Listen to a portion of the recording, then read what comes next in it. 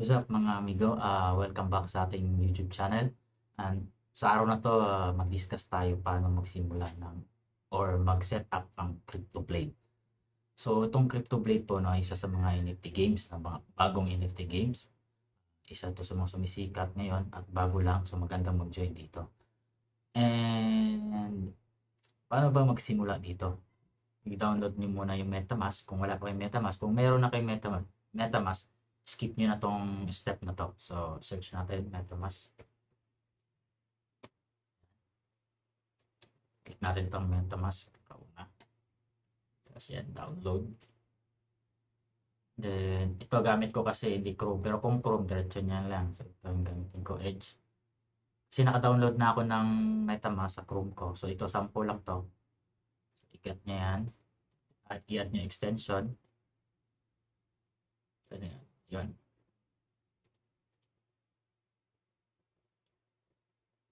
Okay. So, nandiyan na yun, no? Ito na yung MetaMask nyo, no? At, get started. Then, kung meron na kayo, ito na yung pipindutin nyo. Meron na kayong secret recovery phrase. Itong secret recovery phrase na to, importante to. So, i-save nyo talaga kasi pag mawala to, hindi nyo na mabubuksan yung account nyo. Lalo pag nagkakaproblema kayo, nakalimutan yung password or na one hack. Ito yung pang recovery nyo. So, i-save nyo kahit saan. Basta mas marami kayong pag-savean, mas okay. So, dito tayo kasi sa mag-create muna tayo. Sample lang to. Create. Pwedeng i-agree, pwedeng no, thanks. Thanks lang ako dyan. So, hinihingi sa MetaMask is password lang. So, create lang kayo ng password, create ng password. Ibang maganda password. 1, 2, 3. Huwag na lang. Yan. Password natin. Okay. Kahit anong password lang. Okay. Ano masyado. Tagal natin. Yan. Okay. So, pwede nyo itong panoorin, no? Pwede rin hindi. Instruction lang to ano yung ma-secure nyo sa pag-create ng wallet na to. So, next na lang yan. So, napansin nyo to, ito. Hindi pwede ipakita yan sa lahat. Pwede ipakita sa iba. So, i-save nyo to kahit saan. Ito yung secret words. So, reveal na natin. I-blur ko na lang to. So, reveal. So, yan. Kakopy mo yan. Copy. Okay, copy. Kakopy ko to. Parang dito kay copy sa ito may kakopy ito. Wait lang. Susulat ko na lang. Susulat ko muna kasi mahirap na. Yan. Kasi pwede rin natin magamit itong na to account na to So, malay mo. Susulat natin kasi yan. Isusulat mo yan. I-save mo kahit saan mo gustong i-save. Basta hindi mo makakalimutan. Lagi mo tandaan ito kasi napaka-importante nito. Yan. Plus password. Yan. Save na natin. So, next natin. Confirm secret phrase. Yun. Iko-confirm mo yan. Paano pagka-arrange, yun yung pagkasunod-sunod ng mga words. So, una nating word is ito. So, i-call na lang natin ito. Ganyan. Blur. So, ito. Ito. Ito. Medyo, ito lang yung medyo kailangan mo talaga ingatan to kasi napaka-importante nito. Ito pa. Yes. Okay. So, lagay nyo na lahat ng tamang pagkasunod. So, i-confirm. Congratulations. Meron ka na. All done. Then, basa-basa. Reference ka things mobile yan. X mo lang yan. So may MetaMask wallet ka na, no? So, ngayon, punta ka na sa CryptoBlade na website. So, like natin. Ang tayo ng tab. CryptoBlade. Yan, CryptoBlade. Unang lalabas yan. Ito yung i-click nyo. CryptoBlades. NFT rolling game. Playing game. Pindutin nyo yan. Then, pupunta kayo dito. So, pipindutin nyo ito, CryptoBlades game. So, yan. Pindutin nyo. Then, yan, okay nyo lang yan. Then, ito yung back instruction. Then, yun, meron ka ng MetaMask, di ba? So, ito na, configure mo na. Pag configure mo, lalabas na yung dyan, yung MetaMask notification. Yan na nga yun, no? So, makikita nyo yan dyan, allow the site to add network kasi Ethereum ang MetaMask. Ethereum talaga siya. So, allow mo siya para itong sa Binance Smart Chain. Yan, kita nyo yan, detail yan. So, i-approve nyo lang yan. I-approve nyo lang yan.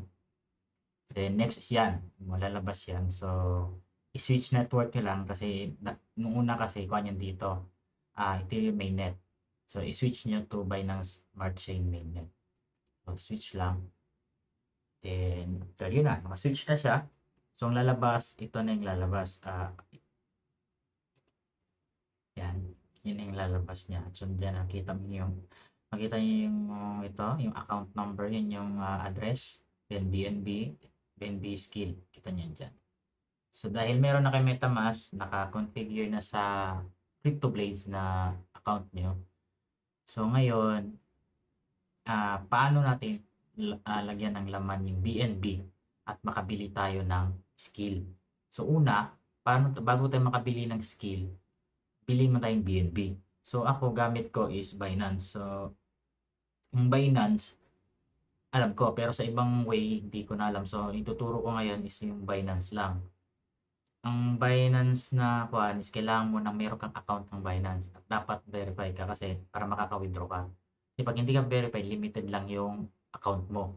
So, ilalagay ko rin sa description yung link ng referral link ng Binance ko. Kasi kung hindi yung ibang link, kung ikaw talaga pupunta sa Binance na website at ikaw mag-apply doon, mahirapan ka mag-verify. Kailangan mo lagi ng referral link. So, dapat may nag-refer sa'yo.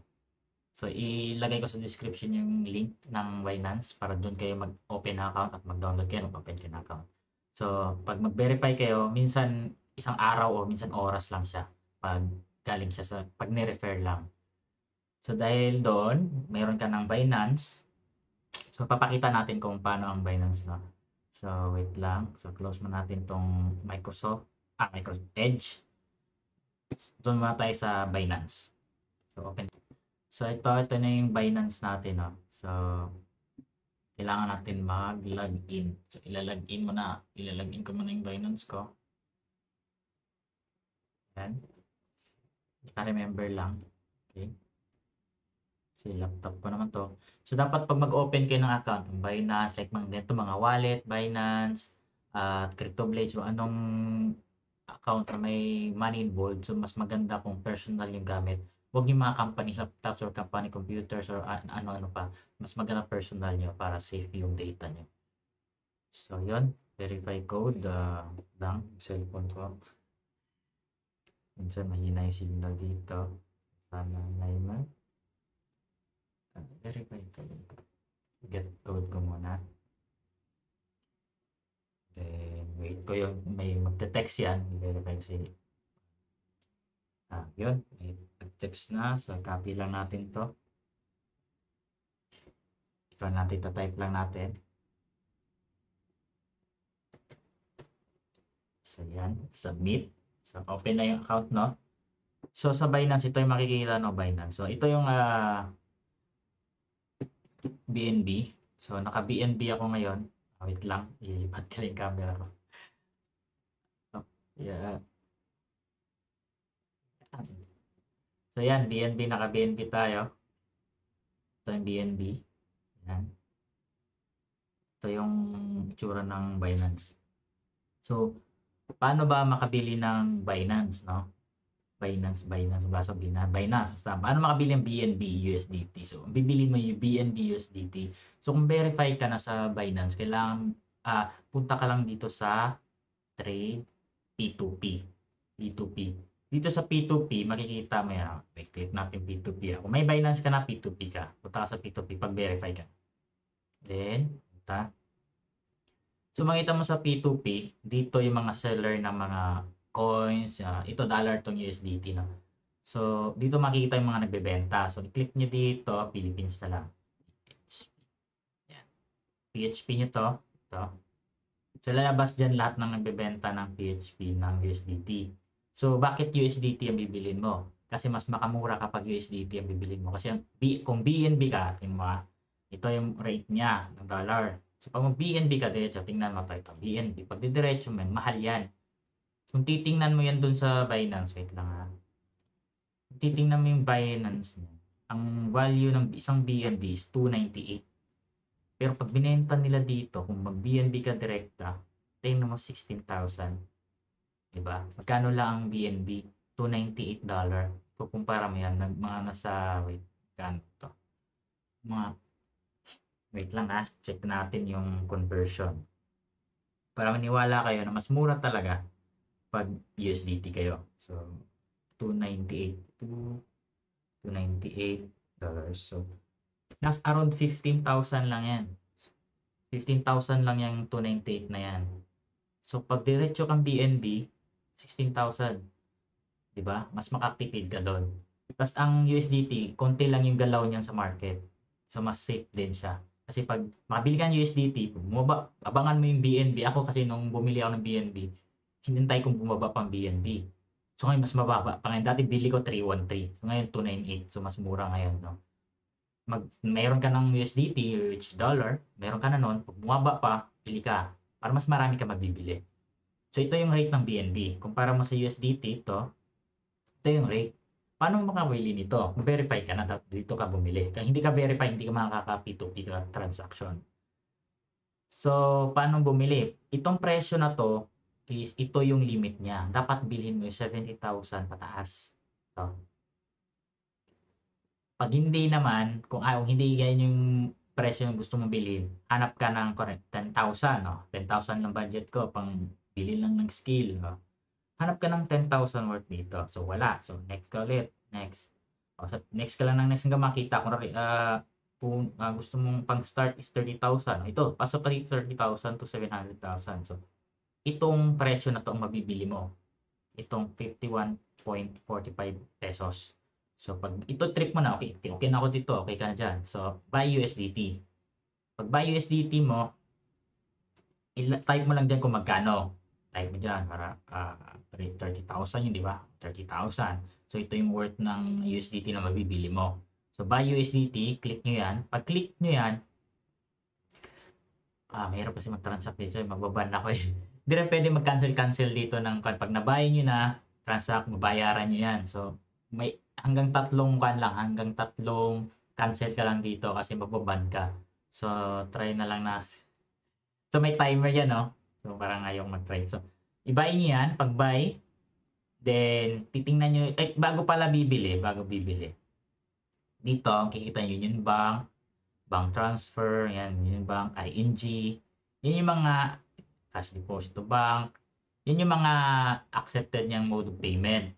Bank transfer, Union Bank, Metro Bank, ING, ibang bank. So, yan lang yung mode of payment. Kung gusto niyo mga GCash, hanap kayo sa filter. I-filter niyo siya. Saan yung filter? Ayan, may GCash. Kung gusto niyo GCash, yan. Pili ka lang GCash, yan. Ito, lahat naman na ito, mga seller na to, may GCash yan. Pero ang mamahal, kumpara mo dyan. Ang mura talaga yung mga bank transfer na yan. 53. Pero pag binang transfer mo, dalasan 51. Diba? Mas madami. May Coins PH pa, Banco de Oro. Ikaw na ang pumili ko ano yung mas gusto mong mode of payment. So, dito ka pipili, no? Yan. Yan. Pero kung walang problema sa bank transfer, okay, all payment mo na lang para daming choice. Kung gusto mo talaga specific bank, pwede naman. Specific bank, Paymaya, BPI, DDO, Coins PH, ING. Ayan, na marami. Land Bank. Maraming choices. So, all payment lang tayo para makita natin lahat. Yan, makita nyo bank sa buy USDT. Ayan, buy USDT, lagay nyo 7,000, 70,000 yung pinaka-less niya. So yan, buy USDT. Pag buy nyo, lalabas nyo yung detail nyo yan, bank details. Copy nyo lang yon sa bank nyo para pag-send nyo ng bayad. After nyo makabayad, i-chat nyo, may lalabas yung chat doon. Click yung chat, i-send nyo yung screenshot ng payment nyo. bago kayo mag-click ng transfer next. So, buy, transfer fund, then bayaran nyo. After bayad, screenshot, i-chat nyo sa kanya, send nyo yung screenshot sa kanya, then transfer next. Yun na yun, Hindi lang ako masample dito kasi parang nakasample na ako kanina, baka last na siguro baka mabanda ko. So, yun yung kailangan. Buy, buy. Input nyo muna yung limit niya kung magkano bibilihin nyo. Then, buy. Then, transfer fund. Makita yung transfer fund. May makikita yung transfer fund. And after transfer fund, bayaran nyo. May minutes lang yun. 14 minutes, 10 minutes, mga ganon. Babayaran nyo yon. Tapos, after buy, screenshot yung proof. Then, send nyo sa kanya. May chat yon. Screenshot, send nyo sa kanya. Then, pindutin nyo sa baba, transfer next. So, okay na yon. So, may mga confirmation muna. Magantay ka saglit. Then, okay na. Mapapasok na yon sa wallet mo. So, kung na rin, nakabili ka na. So, paano malalaman saan punta yung binili mong USDT? So, na USDT ka na, no? So, punta ka dito sa wallet mo. Dito, wallet. Punta ka dito sa wallet. Wallet. Ayan, wallet, P2P, wala. So, overview ka na lang. Punta ka na sa overview. Ito yung wallet mo. So, punta ka dito sa P2P. Itong P2P wallet. So, P2P. Yan. So, sa P2P, dito makikita yung pera ng yung USDT mo. Available USDT ito. USDT. Dito mo yung makikita yung kung magkano na yun. So, yan do. Makita mo yan yung USDT. So, paano mo transfer paano ka makabili ng BNB? So, para makabili ka ng BNB, so, itong P2P wallet mo na USDT na nasa P2P wallet, P2P, i-transfer mo ngayon sa spot wallet. Kasi sa spot wallet, dun ka makaka-trade ng BNB. So, ito, pindutin mo, transfer. Transfer from P2P, yan, kita nyo, from P2P to spot. Fiat spot. Dapat fiat spot. Ayan, same lang siguro yan. Basta spot. Spot wallet yan. Ayan. Wala nang iba. Fiat spot talaga. Fiat spot. Fiat and spot. Swap. Yan. P2P to fiat and spot. Then, pindutin nyo din. Minsan kasi naka-BTC. I-change nyo to USDT. Yan. Minsan, dapat USDT yan coin dyan. Then, kung magkano i-max nyo na. Kung magkano yung laman. Kaya kung wala akong laman, so i-max ko. Napapasok na yan. Tapos confirm. No? Kasi lahat naman ng binili nyo, i-convert nyo rin, ilalagay nyo sa spot para makabili kayo ng BNB marami. So, pag confirm nyo, pag pindot nyo sa confirm, mapapasok na yan dito sa fiat and spot. Makikita nyo yan dito sa USDT nyo. Dahil wala akong USDT, wala siya dito. Malilista yan dito. Pag may USDT ka, ito yung mga coins na meron ako ngayon.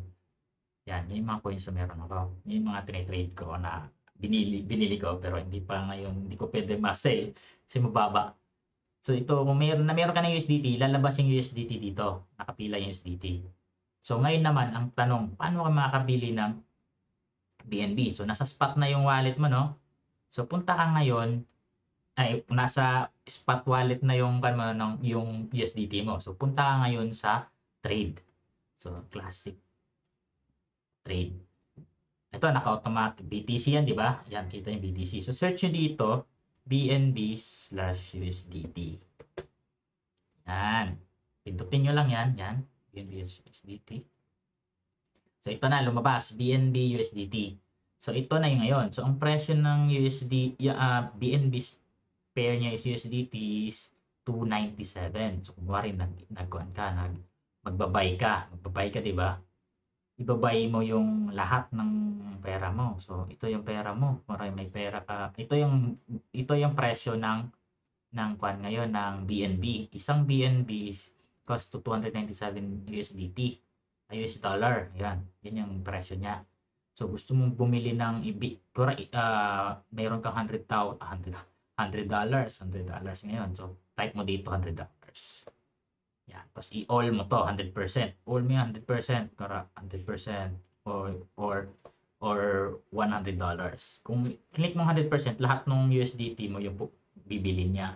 So meron kang $100, sample lang to, may $100 ka.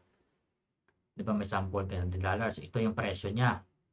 So ito lang sa $100 mo, ito lang mabibili mong BNB. Yan lang mabibili mong BNB. So, buy BNB. Pindutin mo tong buy BNB. Yan, pindutin mo yan. Ito sa $100 mo, ito lang ang mabibili mong BNB sa presyong 297. So, marami-rami na siguro yan. So, buy mo. Pag mayroon ka ng buy, may BNB ka na ngayon. So, dahil may BNB ka na, sample natin, kung may BNB ka na, no? Punta ka ulit sa wallet mo. Wallet. Tapos, sa Fiat and Spot. Okay, Spot. Dahil may BNB ka na, ako kasi may BNB ba ako dito? Parang naubusan. Kanari ito, BNB ko, may BNB ako. Para may transfer ko yun sa wallet ko, sa MetaMask, kailangan ko, hindi transfer yung pipindutin nyo. Kanina transfer yun, di ba? Kasi from P2P to Spot. So, transfer lang yun kasi isang account lang sila, magkaiba lang sila ng coin. So, ngayon, iba na kasi outside na siya. So, ang pipindutin natin ito, withdraw. So, withdraw. Pindutin mo yung withdraw. Yan yung lalabas. Withdraw crypto. So, select coin. Coin mo is BNB. Kasi, kunwari, may laman yung BNB natin. Yan. Dito sa address na to, kakopy mo yung address ng MetaMask mo sa yung MetaMask mo na sa Binance Smart Chain. So, pindutin natin yung Binance Smart Chain. Copy natin to. Yung kanina, yung nakita nyo, di ba? Copy lang. Then, copy. Then, paste nyo. Ito. Yan. Pag paste niyan, automatic yan lalabas dito. I-detect niya yung network. Binance Smart Chain. I-detect niya. Ito yung network na nasa MetaMask nyo. So, ito yung address niya. After nun, kung magkano laman ng BNB nyo, i-max nyo. Kung gusto nyo ipasok lahat sa MetaMask nyo, i-max nyo. After max, okay. After nyan, may lalabas nyan dito. May lalabas yan. Pag max, meron yan parang send, confirm, ganon. Withdraw fiat. Iba yung withdraw fiat. So, pag max nyo, may lalabas nyan, pindutin nyo lang yun. Ito, wala kasing laman, kaya hindi ako makasample eh. Ayan, good, 4. So, kunwari 4 lang. Tapos withdraw. Pag withdraw niyan, pindutin. Ito yung network fee included. Ito, network fee. Sample lang yan for BNB. So, pag pindot nyo, withdraw, antayin nyo na lang yan sa MetaMask nyo. Mapapasok yan sa MetaMask nyo. Mga ilang minutes lang. Mga seconds lang minsan. Depende yan sa internet connection nyo kung mahina. So, mapapasok na yan sa MetaMask nyo. Kunwari, meron na tayong MetaMask. Dahil mayroon na tayong MetaMask, lalagay nyo, punta naman kayo sa, balik tayo sa, dito sa Edge. Balik tayo sa Edge. So, andito na tayo sa Edge ulit. So, andun na tayo. So, may laman na yung BNB natin. So, kung nakigets nyo, kung hindi nyo nagets, i-post nyo, balik nyo dun sa time frame ngayon. Yung time frame ng video natin. Ulitin nyo lang yan para hanggang makuha nyo. So, ganun talaga din ang talaga nakuha natin agad. Kasi nalilito tayo at minsan nagda-doubt tayo or natatakot tayo magkamali. So, lagi nyong i-double check yung pagkuha niya mga address, mga ganun kasi baka magkamali kayo, mapunta pa sa iba, di ba? So, yun, may laman na yung kuha natin, MetaMask. Yan, kung may laman na yung MetaMask. Punta ka ngayon sa ApeSwap para makabili ka naman ngayon ng skill. Para makabili ka ng skill, punta ka sa ApeSwap kasi ang BNB mo, isuswap mo to skill token. So, ApeSwap. Yan. So, click mo ApeSwap, pinakauna. Then, yun, may monkey, di ba? So, trade. Punta ka sa trade. Exchange. Gets nyo na? Copy. Balik natin. Trade. Tapos, pintot nyo exchange. Then yan, makikita nyo. So, may naglagay na connect to wallet. So, bago kayo mag-swap dito, connect to wallet muna kayo. MetaMask. Click nyo yung MetaMask. Tapos, ito nga, yan. Screenshot ko na yun. Pindutin nyo lang yung next. Next, tapos connect. Next, tapos connect. Connect. So, connecting yan. Tapos, yan. Pag na-connect na, makikita nyo ito. Yan yung address nyo sa MetaMask nyo. So, na-connect na siya, no? So, matidetect niya dito kung ilan yung balance nung MetaMask yung BNB dahil wala tayo 0, 0 yan. Kunwari, meron tayong BNB, meron tayong 1 BNB. Kunwari may 1 BNB tayo, swap natin ngayon dito, select token. Kunwari, hindi sa BNB lumabas dyan. Yung iba, i-search mo lang BNB, yan, BNB. Huwag yan, BNB dapat. Basta BNB, check nyo lang hanggang BNB. Ito BNB, huwag yung WBNB, BNB. Tapos, kunwari, meron tayong 1. Swap natin sa skill token. So, skill token. Select token ka, hanapin mo dito, type mo lang, skill. Yan, lumabas. Ito po yung CryptoBlade, skill token. Click nyo lang yan. So, yan na yun. BNB swap to skill token. So, ang diskarte dito, ano yung magkano yung BNB nyo, huwag nyong ubusin sa skill. Magtira kayo at least 0.1 o 0.01 na BNB. Kasi yun yung pang gas fee nyo. Kasi every transaction nyo sa CryptoBlade, merong gas fee na 0.0007 na BNB. So, magtira kayo dito, no? Kung meron kang 1.5 BNB, padala ko yung 1 BNB, convert ko sa skill. So, ito na yun. So, may natira ka pang 0.5 BNB, di ba? So, ito lang muna. Kunwari lang to, meron kang 1 BNB, swap mo sa skill. Oh, ito yung makukuha mong skill sa isang BNB mo. Sa presyo ngayon kasi tumataas din yung skill, no? Tumataas yung value ng skill. So ito yung makukuha mo. So 1 BNB na 297, ito, $297, 1 BNB, 8 skill ang makukuha mo. So, mapansin niya, meron din dito na BNB per skill yan. Yung rate niya, 0.12. Ito. Yan. Ito yung parang ma-receive, provider fee, yan. Pag na-swap na yan, insufficient kasi, paano insufficient, BNB balance. Pag meron yan, click nyo lang to. Ito, click nyo lang yan. Pag click nyo yan, automatic yan papasok sa wallet nyo dito. Makikita nyo sa skill, meron din sa skill, makikita nyo yung magkano yung sinwap nyo dito, magre-reflect yan dito sa MetaMask nyo. So, ganun lang kadali, no? Ganun lang kadali mag-set up at mag-start ng CryptoBlade. So, first, no? Magkuhan muna tayo. Maggawa ka muna ng MetaMask wallet. So, pag MetaMask wallet, mag-download ka sa Chrome. Then, i-set up mo as extension. Then, i-save nyo lagi yung seed phrase ba, no? Save nyo kahit saan. Marami kayo i-save nyo sa mas maraming lugar. Kung maraming isulat nyo, i-frame nyo, i-laminate nyo para hindi talaga mawala. Kasi isang beses lang yun. Pag nawala yun, hindi nyo ma-recover yung account nyo. No? So, take note nyo yan lagi. Take note nyo. So, pag meron na kayong MetaMask, i-configure nyo dito, no? Configure nyo para ma-connect siya sa CryptoBlade nyo. So, pag na-configure, yung parang balik sa simula, ibalik nyo na sa video, no? After configure, meron na kay MetaMask, na-connect na siya. So, punta kayo sa Binance. Sa Binance naman, dun yung pagbibili nyo ng BNB. Para makabili kayo ng BNB, para madali ang pagbili ng BNB, dapat verify yung account nyo sa Binance. Para ma-verify kayo, mas madali yung verification nyo sa Binance, sundin nyo lang yung process, at para mabilis, mas prefer nila yung ni-refer ka. So, kailangan mong ng link ng taong may verified na Binance. So, ilagay ko sa description yung link ko sa Binance para mabilis yung pagkuha nyo. Kasi, yun yung pagkakalam ko dati, kasi personal ako magpunta talaga sa Binance, no? Type ako, nag-register ako. Ang tagal-tagal, parang ilang linggo, ilang buwan, hindi pa ako na-accept. Hindi pa ako verified.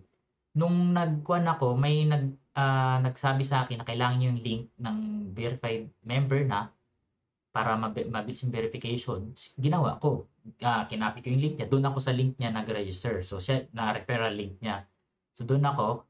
Take 1 hour. 1 hour ata o gano'n. Verify na ako. So, dahil gano'n, yung nakasanayan ko, nasisip ko, baka din gano'n din. Kasi iba nahirapan verify no?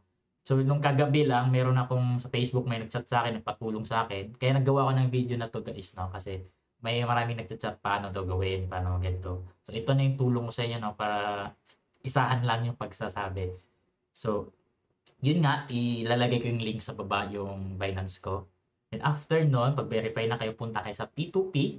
P2P, then pag P2P, pili kayo doon ng presyo na kaya nyo or presyo na okay na kayo bilhin. Bili kayo ng USDT. Tandaan nyo, USDT bilhin nyo, wag BNB kasi mahal. Sa USDT kasi makaka-adjust kasi kayo kasi pwede kayong mag-antay ng BNB na bumaba yung presyo. Pag bumaba ang BNB, mas marami kayong mabibili, di ba? Bumaba, mayroon na kayong BNB. So, pag may BNB na kayo sa P2P wallet, i-transfer nyo from P2P to fiat and spot wallet. Transfer nyo, wag withdraw, transfer. Transfer, after transfer, nasa spot wallet na siya. So, punta kayo sa trade. Mag-trade kayo, mag-buy kayo ng BNB gamit yung USDT nyo na nasa spot wallet. So, buy kayo kung magkano yung bibili yung BNB. Pag may BNB kayo, withdraw. Withdraw nyo, isend nyo doon sa address ng MetaMask nyo. So, pag na meron na kayong MetaMask, no, meron na kayong nasend nyo na, magre-reflect yung BNB doon.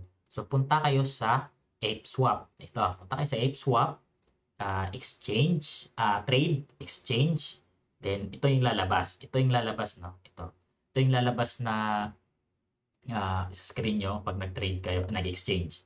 So, i-connect nyo dito ulit, i-connect nyo, yan, connected na yan, yung ginawa kanina. Then, magre-reflect dito kung magkano yung BNB nyo. Then, skill token dapat, yan, pindutin nyo yan. Then, magkano, bahala na kayo nung ilagay nyo dyan, then, click dito. So, tapos, meron na kayong funds sa CryptoBlade. So, paano yun? Kore, nasa CryptoBlade na tayo, may laman na to. Ito, hide nyo lang to. Hide nyo lang, walang X, di ba? Hide nyo lang yan. Tapos may laging lalabas dyan, may laging lalabas na warning. I-close nyo lang yun. May laging lalabas kasi once na hinide nyo yan, kada lagi nyo lalabas yun talaga. I-close nyo na, okay, mag-alala doon. Hide nyo, i-close nyo lang. Dahil meron na kayong skill, makikita nyo yan dito. Pag meron na kayong skill sa MetaMask, makikita nyo yan dito. Ito, yan. Zero pa natin kasi zero tayo, wala tayong laman. No? So, zero.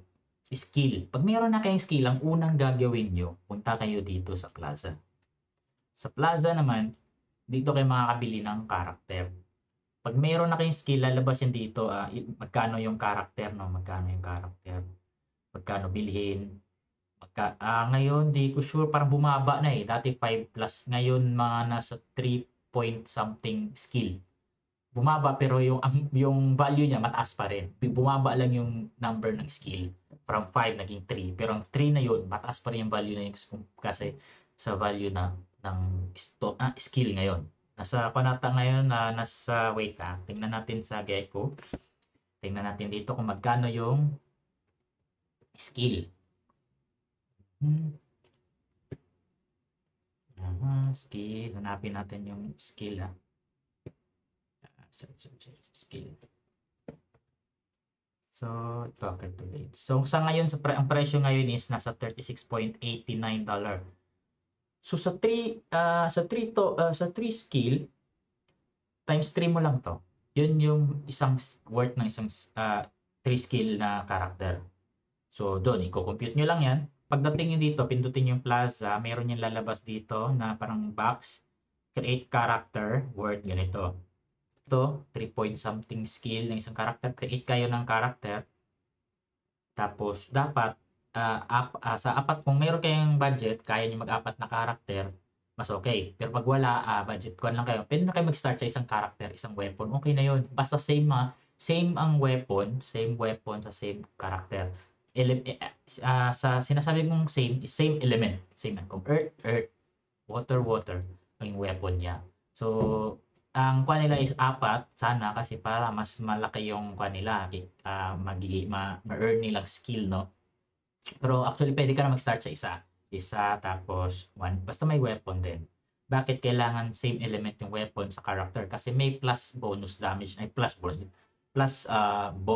bonus damage, basta may additional siya. Kung wala ang hindi kasi parang bababa yung win rate mo. So dapat same lang yung element. So, yun lang, no, guys. Sana may natutunan kayo. And sana i-subscribe nyo yung channel na to and i-like and mag-comment na rin kayo sa mga katanungan nyo, no? Para sa next video natin, masasagot ko or masasagot ko sa comment mismo. So kung nalilito pa kayo, comment nyo lang. Huwag nyo kalimutang i-subscribe para medyo maganahan pa akong maggawa ng mga video na ganito kasi kailangan din ng lakas ng loob ng mga ganito, no? Medyo nahihiya pa ako. Nahihiya. Medyo matagal na rin ako nag-video pero medyo nandun pa rin yung hiya at mahirap din mag-setup. So yun, Plaza lang, create character. Then anong character nyo? Sa akin kasi ang diskarte ko nung una, which mali din yun kasi nag-una, may 5 free, kung makuha nyo yung 5 free skill, magagamit nyo yun sa pag-forge ng weapon. So maganda rin yun, mag-forge ka lang na mag-forge ng weapon.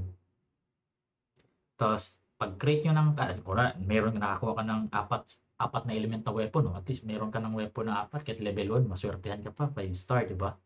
So pag-create mo ng character, kung ano yung character doon, kung nakakuha ka ng earth, kung meron kang weapon na earth, ipagamit mo na. Yung the rest ng weapon mo, benta mo. Kikita ka pa, di ba? Yun yung ginawa ko dati. At ang mali ko lang dati is nag-create ako nag-forge ako, in-stop ko yung forge, nag-create ng character. Wala akong weapon sa kuan ko para sa character kong una ko kasing create character lightning. So wala akong ngayong wala akong ngayong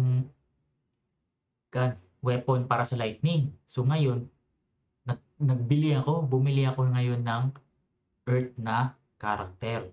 Which nabili ko, mura lang naman mga 4.5 ganon. Bumili ako ng 4. So, ginawa ko sa lightning ko, binenta ko, nilis ko. Nung pag-forge ko ulit, nakuha ako ng lightning. 3 star pa. 3 star weapon na lightning. Sayang, di ba? So, yung ginawa ko, binenta ko lang lightning, binenta ko yung gun. Nung binenta ko yung dalawa, kumitan ako ng 5 skill. 5 skill naman, binili ko naman ng 4 star weapon na earth. So, di ba? Okay lang din. Medyo sa tagal mong paglalaro nito, no, may matutunan ka ring diskarte, no. Lalo na sa pagkuhan pala, guys, no. So makikita nyo dito. Pakita ko na lang din, papiyaw na lang din, no. Dito sa ating So makikita nyo dito sa pag-withdraw nyo dito sa skill na earn nyo. So makita nyo ito, tax. May tax yan, di ba? May tax yan. Pag ma-withdraw nyo kasi itong na-earn yung skill 15 days. Masisiro yan. Kasi every day, magre-refresh to yan. Tax is being reduced by 1% per day. So, una niyan, 15% yan. 15% tax. Early withdrawal tax. Para maiwasan to, ang dinidiskarte ng iba, no? So, natutunan ko rin sa pagpanonood at pagbabasa ng mga nagtuturo, ng mababait nating mga co-players sa CryptoBlade, no? Ginagawa nila, ini-stake nila to dito sa stake. Stake. Pipindutin nilang stake is skill for skill. Select ka, i-stake mo yung yan. Click. Ito, naka-stake na kasi ako. Naka-stake ako nung unang first day ko. So, pang 4th day ko ngayon. So, pwede kong i-stake all. Pero, hindi ko gagawin. Mag-i-stake ako pang 6th day. So, pansin nyo to, 4 day, di ba? 4 days. Pang 6th day, kung pa-end na siya, dun ko i-stake lahat ng natitira kong skill. Para at least, dalawang gas. Every coin kasi may gas fee. So, una, nag-stake ako, may gas fee ako nun. Tapos, pang 6th day, patapos na yung nung stake period ko, yan na yung mag-stake ako ulit ng lahat. Para, at least, dalawang gas fee lang babayaran ko. So, yan. Stake. Hintayin ko lang yan dito. So, yan yung discarding, no? Pag 7th day, pwede mo na siyang i-claim. Pwede mo na i-claim yung skill mo na walang tax. Tapos, may makukuha ka pang bonus. Rewards. Yang rewards. Dito naman yan mapupunta sa in-game. In-game only spend the skill. Ito naman magagamit mo yan sa pagre-reforge, forge ng weapon, yan lahat. So, di ba, wala ka ng tax, meron ka pang meron ka pang nakuhang bonus na skill na magagamit mo pag-forge. Makakuha ka ng 5-star weapons, di ba? Yun ang diskarte na tinuturo ng mga mababait nating ka-CryptoBlade, no? So, yun. Ano pa bang pwede natin? So, Ulit, please subscribe and like this video, no? Channel ko, i-subscribe nyo. At i-comment nyo yung mga gusto nyo pang itanong sa akin, replyan ko kung kaya kong replyan at kaya kong sagutin, no? Kasi bago lang din ako dito, share ko lang din yung alam ko. Kung may mali akong nasabi, correct me na lang, pwede nyo ako i-chat sa page ko. Ilalagay ko rin yung link ng Facebook page ko, Pax TV. So yun, no? At link ng Binance ko pala para maka-refer ako sa inyo at maka-verify kayo ng mas mabilis. So yun lang guys, no. Maraming salamat sa panonood at pagsa-subscribe ng YouTube channel ko. So medyo mahaba na tayo. Sana hindi kayo nakatulong ito. So see you guys. Bye-bye. Happy gaming.